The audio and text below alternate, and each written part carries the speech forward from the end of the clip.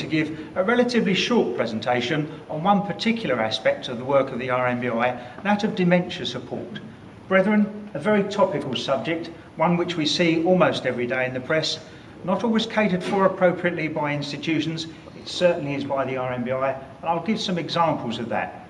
I think first, brethren, it's important to understand the word dementia is a word used to describe a group of symptoms including memory loss, confusion, mood changes and difficulty with day-to-day tasks. The most common form of dementia is Alzheimer's disease, with about 62% suffering from that. During Alzheimer's, two abnormal proteins build up in the brain, forming plaques or tangles, usually first seen in the part of the brain making new memories. Vascular dementia is the next most common, affecting about 20%. Vascular dementia reduces the blood flow, often damaging parts of the brain important to attention, memory and language.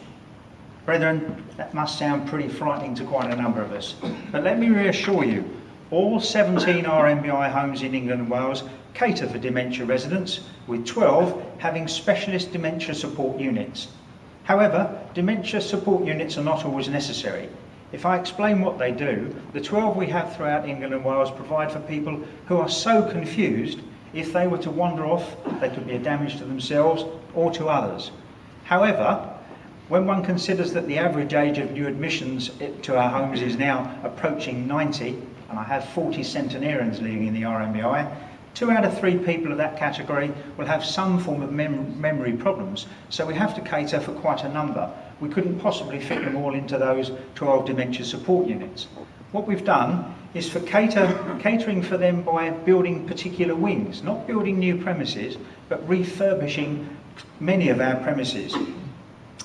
By the careful use of colours, signs and pictures, we can greatly assist people suffering with memory problems, including dementia. And if I give you an example, the Davis wing at our home in Hindhead at Shannon Court is a fine example.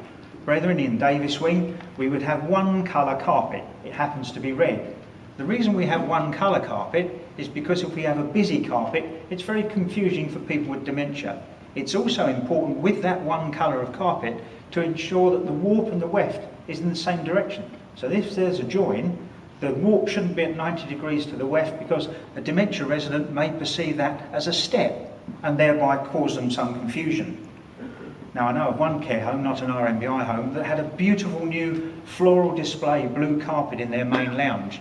Sadly, the dementia residents were bending down trying to pick the flowers from on the carpet, and none of the dementia residents will go near that beautiful lily pond in the centre of the room.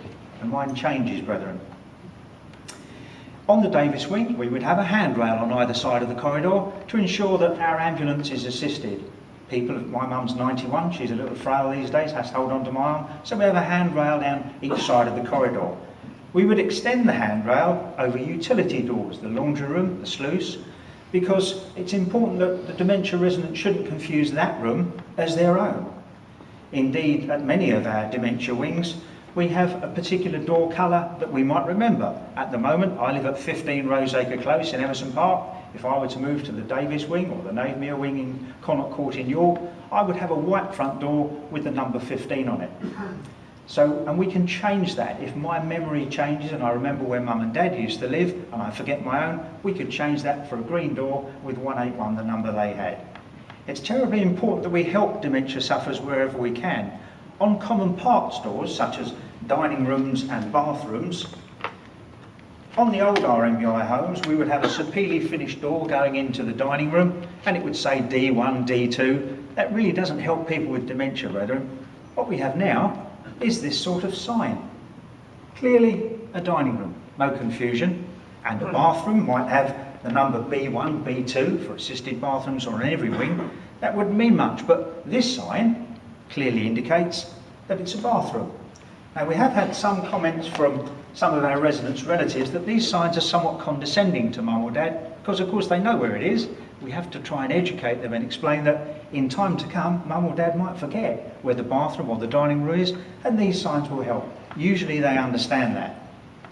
Outside my white door with number 15 on it, I will have a memory box, and I have an example to show you in a moment. We've been commended by the Alzheimer's Society. I was speaking to Professor Clive Ballard, a previous director of the Alzheimer's Society, explaining how important and helpful we find memory boxes. This is a 12 by 12 casement frame with no glass, and it will have intrinsically personal items for the person who lives in that room. Mine, white door with number 15 on it, would have my memory box at eye level just outside. I'll show you an example and explain, brethren, and afterwards I'd like you to consider what you would have in your memory box. This is Chris Caine's memory box. A yellow and black number plate I bought from the DVLA in 1995, never been owned by anybody else. It must belong to me. So when I'm shuffling down the Davis wing, I see my number, that must be my room. Yellow and black are significant colours. It's been proven by Sheffield University studies that bright colours are very important. So bright, large pictures, not too complicated, can help dementia sufferers. There's a picture of a couple of my cars. I'm privileged to be a liveryman of the Worshipful Company of Makers of Playing Cards. There's the two jokers of our logo. My late wife, Joy, sadly died 16 years ago. Picture of me and Joy at my first ladies' night. I hope I'd never forget her. And in London, I have the privilege of being the group recorder for Graham Redmond, who's my Inspector General in the Rose Choir. And there's the double-headed eagle of our compliment slip. Brethren, you will see from this that this is intrinsically personal to Chris Caine. And I hope you're now thinking what you might have in your memory box to assist you to understand where you might be. I think it's important that we understand about age perception with dementia. The average dementia resident believes themselves to be about 26, in their mid-20s. So we have to be very careful. Indeed, at Stystead Hall in Essex, our home near Braintree, the dementia wing is on 2 floors. There's a lift to the first floor. Now, if a lady gets in and she's in her 90s and she sees a mirror, an old lady, and she thinks she's 26, she would become fearful. Who's that old woman looking at me and just smiling when I do and not moving away? So we're very careful where we put mirrors. Dementia is a very complicated subject, and not all people have that, but we have to be careful for those that do. I was visiting Devonshire Court a couple of years ago, brethren, our home at Leicester, and I was touring the home with Bev, our home manager, an outstanding lady, and I came into the dementia area, and there was an elderly lady sitting in her armchair in her late 80s, early 90s, and she looked up at me and said, "Are you my dad?" At the time I was 58, she was an elderly lady, but in her mind she was 26. I could well have been her dad. I was embarrassed, brethren. I didn't know how to respond. But since that time I've been trained, as have all the staff at the RMBI and many trustees. I now know how to react to that, and I'll show you by example. I would kneel down, showing no condescension. I'm then at that lady's level, I'm not looking down at her. I would hold her hand, because tactility is terribly important with dementia. Many residents like a cuddle. I would look her in the eye, because eye contact is very important. I would show a smiley face. Often I'll get a blank face, but if I show a smiley face, I'm being friendly. I then say a precise form of words, and that is, "That's very kind of you to think of me like that, but I'm just visiting today." I then let go of her hand and leave. I haven't told a lie, because with most cases of dementia there will be moments of lucidity, and it's important never to tell lies anyways, but particularly not to a dementia resident. I haven't caused her any confusion by saying something that might further confuse her with thinking that I might be her dad. And because attention spans with dementia residents is often very low, I know for a fact my long-term partner Sally Ann, recently diagnosed with Alzheimer's and vascular dementia, her attention span is 30 seconds. She phones me 40 times a day and doesn't remember when she's phoned me. But I have to be careful how I answer. A friend of mine in the Grand Secretariat, Shane Whelan, his mum's in a care home in Eastbourne, and she said to him recently when he was visiting, "Oh, your dad was in earlier."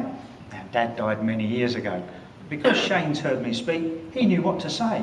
He didn't say, "Mum, Dad died 20 years ago," because that brings back all the horror and grief of when she lost her husband.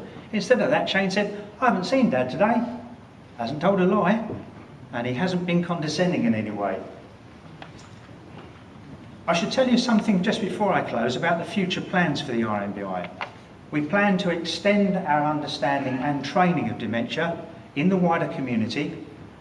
At first, we're going to probably have a pilot scheme at our home at Hove, Barford Court, where we don't use all of the front part of the listed building, and that will be a community centre for Brighton and Hove for people who are not Freemasons to come in It's revenue generating as well for the charity, which is helpful.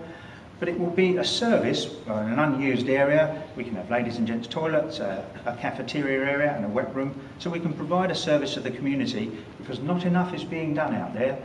With shrinking budgets and often in some cases denial, there's nowhere to drop off mum or dad or granddad while others need to go to work. And it's often the carers that suffer, not the person suffering from dementia. However, even in a home environment, we can all assist those with dementia, if you know of any relatives or friends who suffer from this disorder, by having familiar photographs around so distress isn't caused. I was giving a talk to a lodge in Essex, and the junior warden said that he was very embarrassed. His mother was suffering from dementia, and when she was at home visiting them and their children, she used to get very agitated and became incontinent. Now, as a result of putting familiar photographs around, her incontinence has gone. She's very relaxed. She doesn't know why, but it's just because we can train people to help understand how dementia is dealt with. Right, Worshipful Provincial Grand Master and Brethren, I hope this relatively short insight to dementia has been of some assistance to you, and I thank you so much for your polite attention.